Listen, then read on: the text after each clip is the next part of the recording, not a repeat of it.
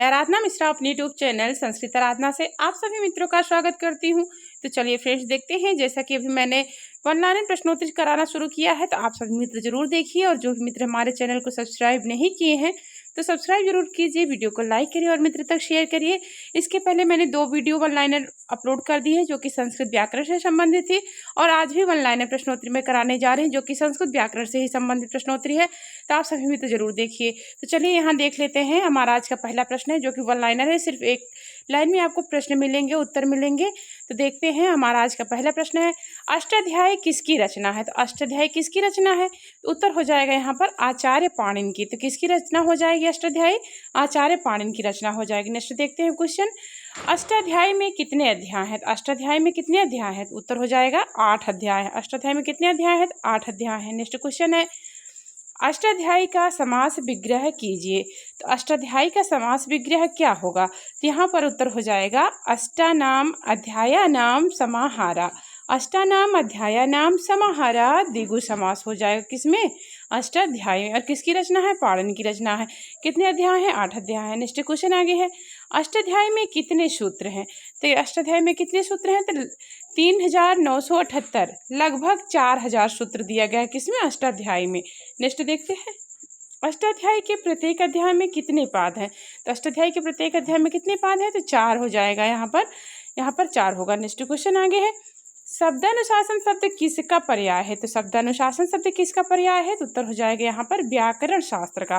तो शब्दानुशासन शब्द किसका पर्याय है? तो व्याकरण शास्त्र का पर्याय होगा। नेक्स्ट क्वेश्चन आगे है, वेद पुरुष के मुख को क्या माना गया है? तो वेद पुरुष के मुख को क्या माना गया है? तो उत्तर हो जाएगा व्याकरण माना गया है।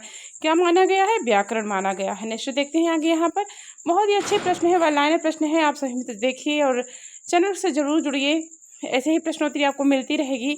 आगे देखते हैं नेक्स्ट क्वेश्चन को, आचार्य पाणिनि ने अष्टाध्यायी में अपने पूर्ववर्ती कितने आचार्यों का उल्लेख किया है? तो आचार्य पाणिनि ने अष्टाध्यायी में अपने पूर्ववर्ती कितने आचार्यों का उल्लेख किया है? तो उत्तर हो जाएगा 10 आचार्यों को उल्लेख किया है आचार्य पाणिनि ने अपने अष्टाध्यायी के पूर्ववर्ती आचार्यों का। नेक्स्ट क्वेश्चन आगे है, संस्कृत व्याकरण शास्त्र का इतिहास यह किसका ग्रंथ है? तो संस्कृत व्याकरण शास्त्र का इतिहास यह किसका ग्रंथ हो जाएगा? उत्तर होगा युधिष्ठिर मीमांसक का। युधिष्ठिर मीमांसक का हो जाए क्या? संस्कृत व्याकरण शास्त्र का इतिहास। अगर पूछा गया एग्जाम में कि संस्कृत व्याकरण शास्त्र का इतिहास यह किस ग्रंथ है, तो उत्तर होगा युधिष्ठिर मीमांसक का ग्रंथ होगा। नेक्स्ट क्वेश्चन आगे है, ऋग तंत्र में व्याकरण के आदि प्रयोक्ता के रूप में किसको प्रस्तुत किया गया है? तो ऋग तंत्र में व्याकरण के आदि प्रयोक्ता के रूप में किसको प्रस्तुत किया गया है? उत्तर हो जाएगा क्या? ब्रह्मा जी को। ब्रह्मा जी को प्रस्तुत किया गया है। उत्तर ब्रह्मा जी हो जाएंगे। नेक्स्ट क्वेश्चन आगे है, महाभाष्य किसकी रचना है? तो यहाँ पर पूछा है कि महाभाष्य किसकी रचना है? उत्तर हो जाएगा पतंजल की। पतंजल की रचना है क्या? महाभाष्य।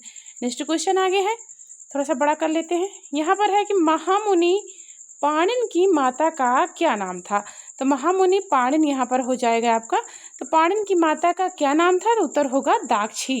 क्या नाम था पाणिनि की माता का? तो दाक्षी नाम था। नेक्स्ट क्वेश्चन आगे है, आचार्य पाणिनि का जन्म किस ग्राम में हुआ था? तो आचार्य पाणिनि का जन्म किस ग्राम में हुआ था? तो उत्तर हो जाएगा सलातुर। सलातुर नामक ग्राम में हुआ था किसका जन्म? आचार्य पाणिनि का, जो कि अष्टाध्यायी के रचनाकार है। नेक्स्ट क्वेश्चन आगे देखते हैं, पाणिनीय शिक्षा और जामवंती विजय काव्य की रचयिता कौन है? तो पाणिनीय शिक्षा और जामवंती विजय काव्य की रचयिता कौन है? तो उत्तर क्या होगा? पाणिनि हो गए, पाणिनि हो जाएंगे। नेक्स्ट क्वेश्चन आगे है, व्याकरण त्रिमुनि कौन कौन है? तो व्याकरण के त्रिमुनि कौन कौन कहे जाते हैं? क्या नाम है उनका? तो एक हो जाएंगे पाणिनि, दूसरे हो जाएंगे पतंजल और कात्यायन हो जाएंगे। वररुचि को ही पतंजल कहते हैं। यहाँ पर 3 त्रिमुनि में आते हैं, पाणिनि, पतंजल और कात्यायन। नेक्स्ट क्वेश्चन आगे है, वार्तिक पाठों की रचना किसने किया है? तो वार्तिक पाठों की रचना किसने किया है? तो आचार्य कात्यायन ने किया है। क्या किया है? तो वार्तिक पाठों की रचना किया है। आगे देखते हैं नेक्स्ट क्वेश्चन। यहाँ पर नेक्स्ट है, आचार्य कात्यायन ने महामुनि पाणिनि के कितने सूत्रों पर अपना वार्तिक लिखा है? तो आचार्य कात्यायन ने महामुनि पाणिनि के कितने सूत्रों पर अपना वार्तिक लिखा है? उत्तर हो जाएगा लगभग 1500 सूत्रों पर आचार्य कात्यायन ने महामुनि पाणिनि के अपना वार्तिक लिखा है। तो पाणिनि के सूत्रों पर अपना वार्तिक लिखा है। कितना? लगभग 1500। नेक्स्ट क्वेश्चन आगे है, योग सूत्र किसकी रचना है? तो योग सूत्र किसकी रचना है? उत्तर हो जाएगा पतंजल की रचना है। किसकी रचना है? तो पतंजल की रचना है क्या? योग सूत्र। नेक्स्ट क्वेश्चन आगे है, काशिका नामक टीका किस ग्रंथ पर आधारित है? काशिका नामक टीका किस ग्रंथ पर आधारित है? तो अष्टाध्यायी पर हो जाएगी। तो किसकी रचना है? यहाँ नीचे दी गया है जयादित्य वामन की। तो काशिका नामक टीका ग्रंथ किसकी रचना हो जाएगी? तो जयादित्य वामन की रचना है क्या? काशिका नामक टीका। और किस पर लिखी है? तो अष्टाध्यायी पर लिखी है। किसने लिखी है?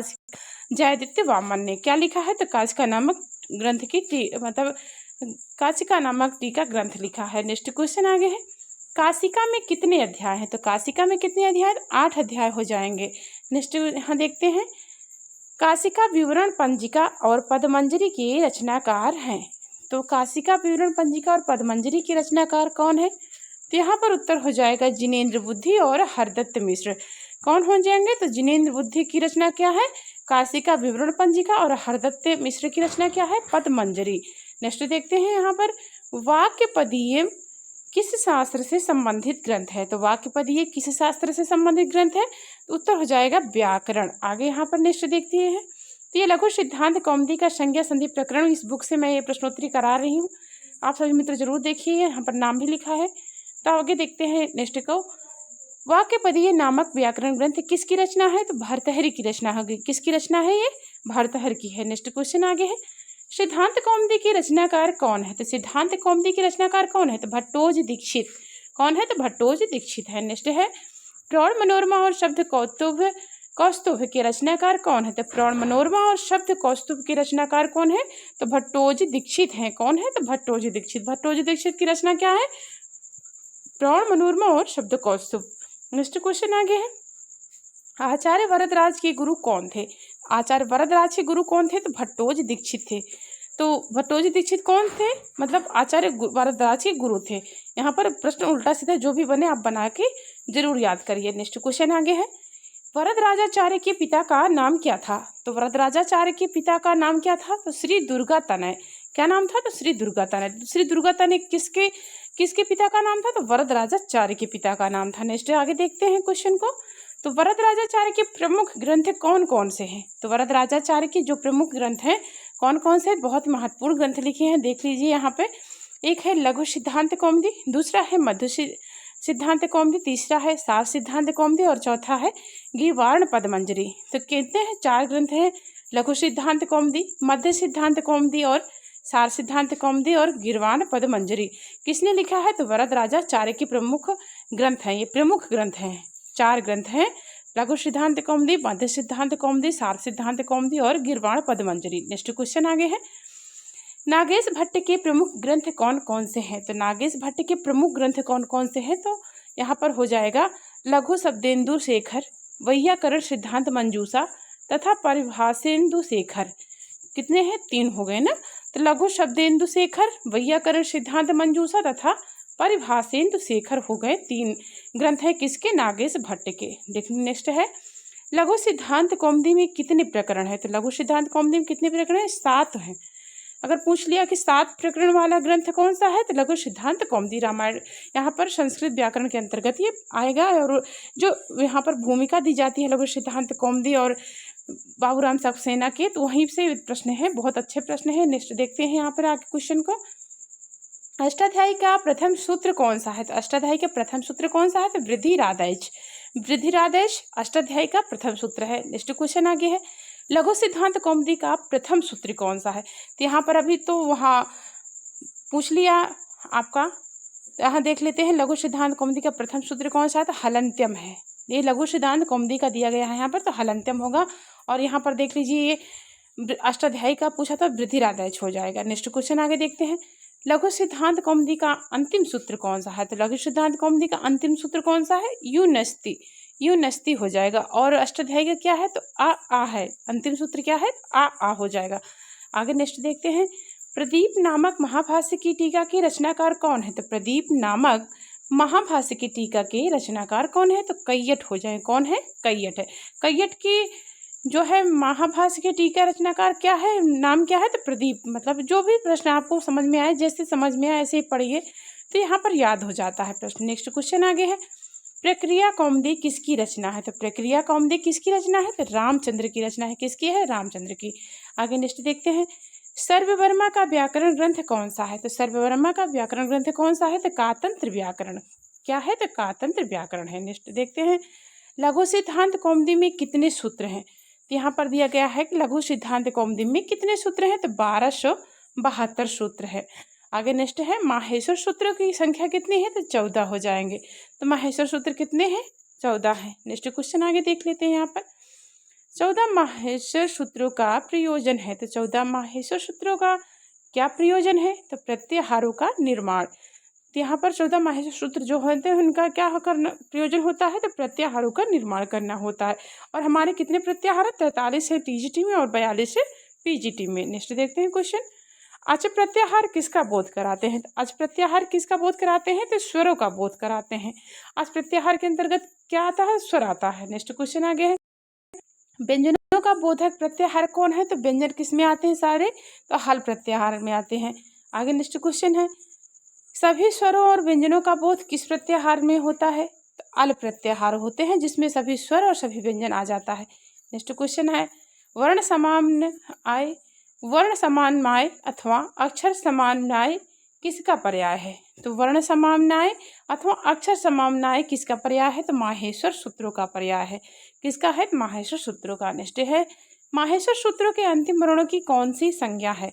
तो माहेश्वर सूत्रों के अंतिम वर्णों की कौन सी संज्ञा है? तो इत संज्ञा होगा, इत संज्ञा है। नेक्स्ट क्वेश्चन आगे है, यहाँ पर देख लेते हैं, भगवान शिव पाणिन कात्यायन आदि के प्रथम उच्चारण को क्या कहते हैं? तो भगवान शिव पाणिन कात्यायन आदि के प्रथम उच्चारण को क्या कहते हैं? तो उपदेश कहते हैं। क्या कहा है भगवान शिव ने? उपदेश कहा है। नेक्स्ट है, लोप संज्ञा विधायक सूत्र कौन सा है? तो लोप संज्ञा विधायक सूत्र क्या है? आदर्शनम लोपः। तो लोप संज्ञा विधायक सूत्र क्या है? आदर्शनम लोपः है। नेक्स्ट है आगे, उ कालो झसो दीर्घ प्लुप्तः। उ कालो झस सो दीर्घ प्लुप्तः सूत्र किन संज्ञाओं का कथन किया गया है? तो किन संज्ञाओं का कथन किया गया है? तो ह्रस्व दीर्घ और प्लुप्त संज्ञा का क्या है सूत्र? उकालो जज सो दीर्घ प्लुप्तः है। नेक्स्ट क्वेश्चन आगे है, लघु सिद्धांत कौमुदी का अंतिम प्रकरण क्या है? तो लघु सिद्धांत कौमुदी का अंतिम प्रकरण क्या है? स्त्री प्रत्यय प्रकरण हो जाएगा। किसमें? लघु सिद्धांत कौमुदी का अंतिम प्रकरण है। नेक्स्ट क्वेश्चन आगे है, हलंतिम सूत्र से किस संज्ञा का बोध होता है? तो हलंतिम सूत्र से किस संज्ञा का बोध होता है? उत्तर हो जाएगा क्या? इत संज्ञा का बोध होता है। किसका होता है? इत संज्ञा का। नेक्स्ट है आगे, इत संज्ञक वर्णों का लोप किस सूत्र से होता है? तो तस् लोपः सूत्र से होता है। किससे होता है? तस् लोपः सूत्र से। नेक्स्ट है, प्रत्याहार संज्ञा विधायक सूत्र कौन है? प्रत्याहार संज्ञा विधायक सूत्र कौन सा है? आदिर अंतेन संहिता हो जाएगा। नेक्स्ट आगे देखते हैं क्वेश्चन को, तालु आदि सखंड उच्चारण स्थानों के ऊर्ध्व अधो और मध्य भाग से उत्पन्न स्वरों की कौन सी संज्ञाएं होती हैं? तो तालु आदि सखंड उच्चारण स्थानों के ऊर्ध्व अधो और मध्य भाग से उत्पन्न स्वरों की कौन सी संज्ञाएं होती हैं? उदात्त अनुदात्त स्वरित। कितने हैं? 3 है। उदात्त अनुदात्त स्वरित संज्ञाएं होती हैं किससे? तालु आदि सखंड उच्चारण स्थानों के ऊर्ध्व अधो और मध्य भाग से उत्पन्न स्वरों की उदात्त अनुदात्त स्वरित संज्ञाएं होती हैं 3। आगे नेक्स्ट देखते हैं, मुख सहित नासिका से उच्चरित वर्णों की कौन सी संज्ञा होती है? तो मुख सहित नासिका से उच्चरित वर्णों की कौन सी संज्ञा होती है? तो अनुनासिक होती है। अनुनासिक होती है। आगे देखते हैं नेक्स्ट और लास्ट है 55 प्रश्नोत्तरी है, उसके बाद ही 56 से मैं कराऊंगी, लेकिन नेक्स्ट वीडियो में कराऊंगी। आगे यहाँ पर देखते हैं, ह्रस्व दीर्घ प्लुप्त स्वरों तथा व्यंजन वर्णों की कितनी मात्राएं होती है? ह्रस्व दीर्घ प्लुप्त स्वरों तथा व्यंजन वर्णों की कितनी मात्राएं होती हैं? तो 1, 2, 3 अर्ध मात्रा। तो ह्रस्व में 1, दीर्घ में 2, प्लुप्त में 3 और व्यंजन में अर्धमात्रा होती है। तो यहाँ दिया गया है व्यंजन ह्रस्व दीर्घ प्लुप्त स्वरों तथा व्यंजन वर्णों की कितनी मात्राएं होती हैं? तो यहाँ पर दिया है 1, 2, 3 और अर्धमात्रा। तो यहाँ पर मैंने 55 प्रश्नों की प्रश्नोत्तरी कराई है, जो कि वन लाइनर प्रश्नोत्तरी है, बहुत ही अच्छी और महत्वपूर्ण है। आप सभी मित्र जरूर देखिए, और जो भी मित्र चैनल से नहीं जुड़े हैं तो चैनल को सब्सक्राइब कीजिए, वीडियो को लाइक करिए। आपको हर दिन एक वीडियो मिलेगा जो कि बहुत ही महत्वपूर्ण है संस्कृत के लिए। अब TGT, PGT, ELT, GIC, TET, super TET जितने भी एग्जाम होते हैं संस्कृत संबंधित, सबके लिए बहुत ही महत्वपूर्ण है संस्कृत व्याकरण। तो सभी मित्र देखते रहिए, पढ़ते रहिए और रिवीजन करते रहिए। आपका दिन शुभ और मंगलमय हो, इसी कामना के साथ मित्रों, नमः संस्कृत।